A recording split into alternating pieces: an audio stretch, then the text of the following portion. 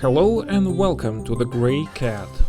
Today we are going to talk about something very exciting. I tried the brand new official Figma's MCP server with the Cursor IDE. I wanted to see if AI could finally automate the tedious job of turning a design into a real application. After some setup and a couple of prompts, I was able to turn this beautiful Figma design into this running Next.js application without writing a single line of code myself. Now, while the final result is far from perfect, this technology can still save you a huge amount of time on your initial setup. But is it ready to replace manual work? Keep watching to find out more about Figma's Model Context Protocol server, how to set it up, and to see a live demonstration of what it can actually do.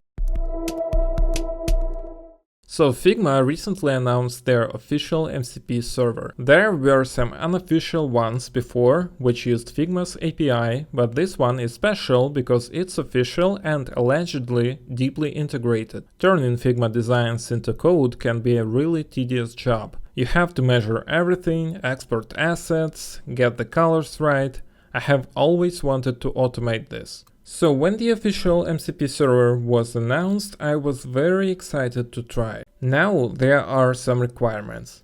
To use the official MCP server, you need to have a paid dev mode account in Figma, and the design file you want to use must be in a paid premium workspace. For this video, I took one of Figma's own demo landing pages. I asked our designer to put it into our paid workspace so we could test it. This landing page is a good example. It has some text, vector icons, a few custom vector graphics, and a couple of PNG images. When you use the MCP server, you have to tell the AI what to look at. You can give it a link to a specific part of the design, which is called a node ID.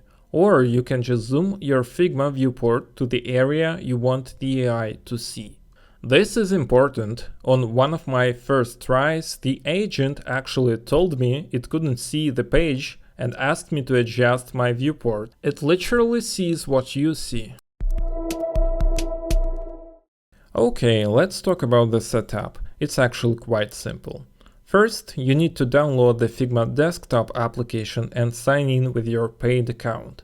Then, in the preferences, you need to find the option to enable dev mode MCP server. Second, you need to add the Figma integration to Cursor, which uses this protocol. The easiest way is to go to Cursor's MCP directory on their website and add it with one click. Or you can do it manually by adding this local address to the settings. With that done, we are ready for our first attempt. For my first attempt, I was using a light UI theme in my desktop, so it's easy to differentiate the attempts. First, I wanted to test the connection. I just asked the agent what it could see on the screen, and it started freezing when it tried to use the tools like getImage. After a few tries, I found a workaround. If it freezes, you just go into Cursor's integration settings, turn the Figma integration off, and then turn it on again.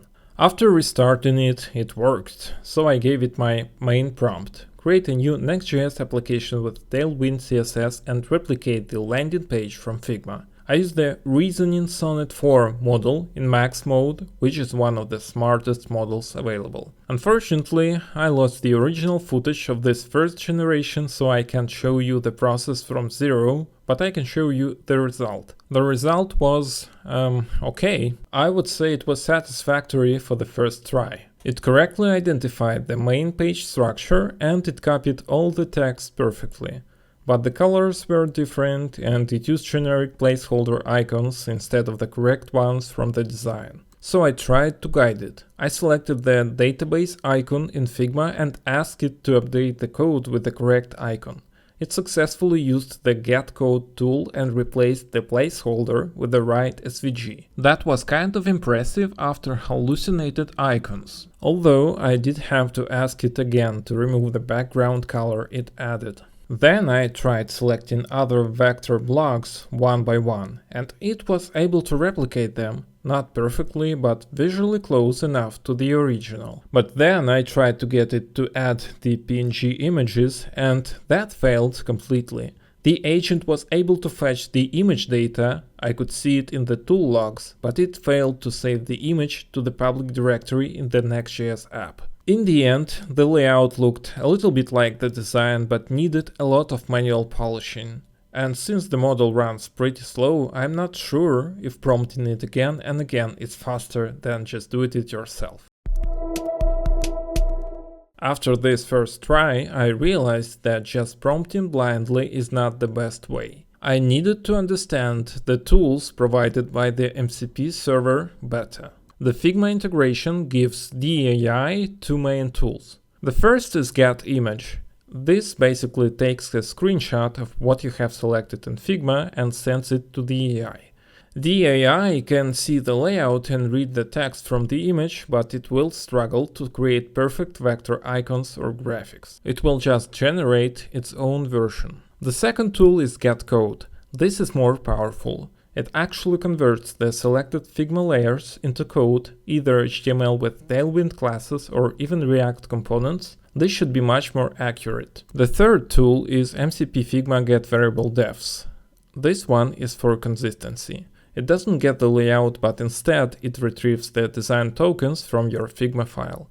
This means it can get the exact hex codes for your colors, the names of your fonts, and the values for spacing. So instead of the AI guessing a color is blue, it can actually see your actual design system variable, like primary blue 500. This is super useful. Finally, the fourth tool is MCP Figma getCode connect map. This one is for existing projects with a design system.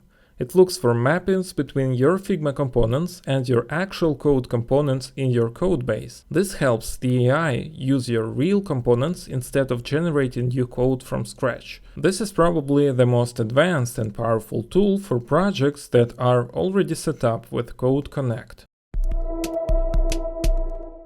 So for my second attempt, which I recorded in a dark theme, I came with more knowledge. I understood that my source Figma file wasn't perfectly optimized for AI. Some elements weren't grouped properly. Also, this was the exact day that Cursor changed their pricing and the expensive reasoning model started using my request limit about 5 times faster. So for this attempt, I switched to the simple Sonnet 4 model, not the reasoning one.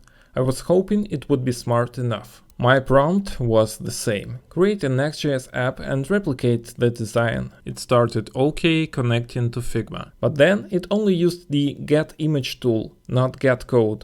It just looked at the screenshot and started building the layout. And the result was a total mess. Much worse than the first time. Even though I think it used the getImage tool for the first time as well. This simpler model put everything into one giant page.tsx file. Having everything in one file made everything so slow.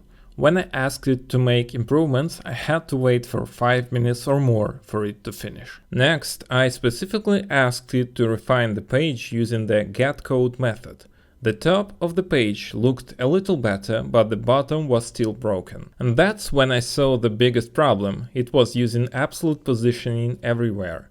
This pins every element to an exact spot on the page, which is almost always wrong for a real website. This was partly because the original Figma design didn't use the auto layout feature correctly. If it had, maybe the AI would have used Flexbox instead. I tried to work on smaller pieces. I zoomed in on one block with text and icons.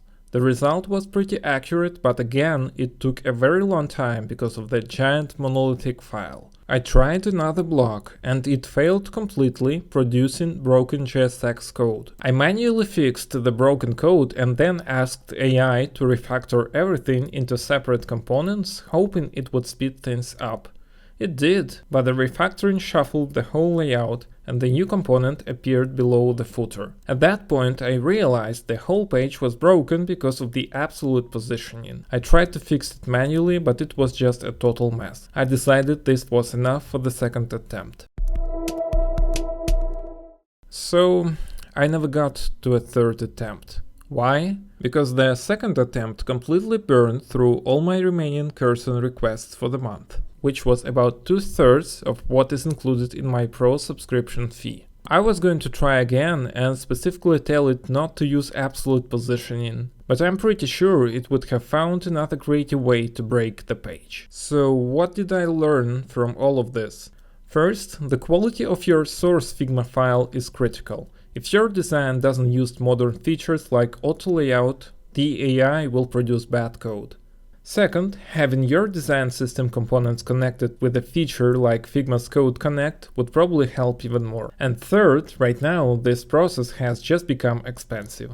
The pricing changes in Cursor make these large multi-step generations very costly. So can I recommend this workflow right now? Honestly, no. Not for a full automatic page generation. With all the bugs, the cost, and the need for a perfect source file, you will be faster and more accurate just copying the design by hand. However, it might save you some time on the very initial layout. It's good at copying all the text and you don't have to type it all out.